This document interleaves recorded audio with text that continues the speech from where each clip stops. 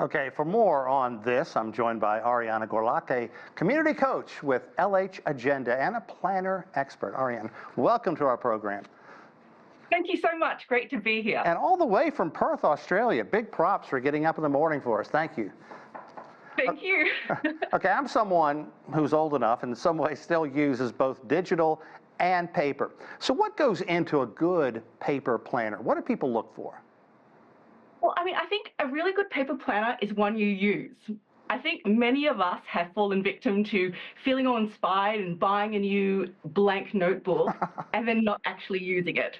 So really, there are 4 things to look for in a paper planner. And I'm going to start with number 1, which is it's the secret sauce, all right?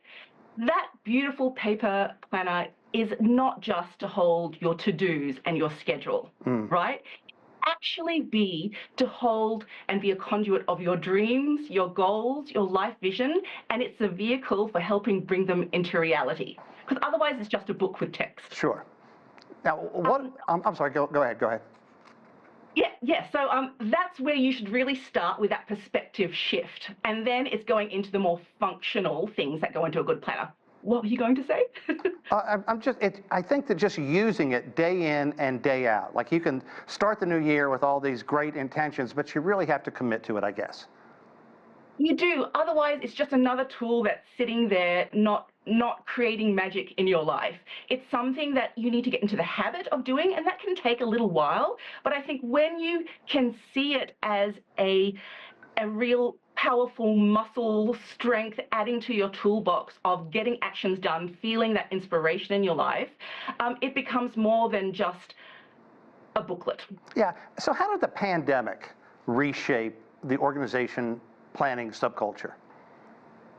I think the pandemic and forced lockdowns for many of us really meant that we weren't able to be distracted and busy anymore. We were locked in our homes, and some of us started baking sourdough. You know, in Australia, there was a big thing about bringing your bins out to the curb, dressed in costumes or ball gowns. So people had a lot of fun.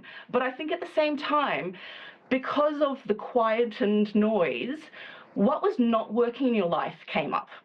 Yeah. And when you start to see all the hard things that are no longer invisible, you start to think of, actually, what do I want?